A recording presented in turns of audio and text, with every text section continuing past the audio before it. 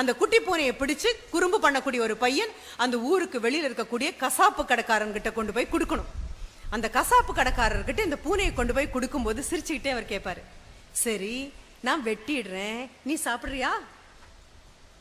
குழந்தை தாங்காம உவ அப்படின்னு ஒமட்டிட்டு வரும். அப்போ அவர் சொல்வாரு, இல்ல இல்ல நீங்க வெட்டுங்க போதும், தினமும் ஆடெல்லாம் வெட்டுறீங்கல்ல, இதையும் வெட்டுங்க.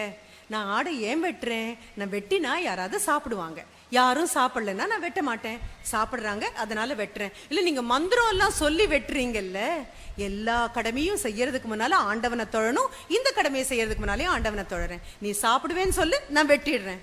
குழந்தைக்கு என்ன பண்றதுன்னே தெரியல, ரொம்ப குறும்பு பண்ணுதே. பெற்றோர்கள் புரிஞ்சு கொள்ள வேண்டிய இடம் தான். ரொம்ப குறும்பு பண்ணுது இந்த பூனை.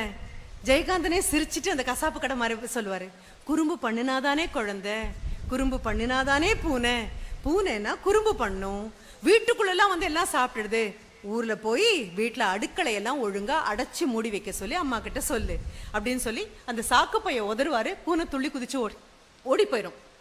அன்னைக்கு ராத்திரி அந்த குழந்தை படுத்துட்டு அழுவான். இதுதான் அறம்.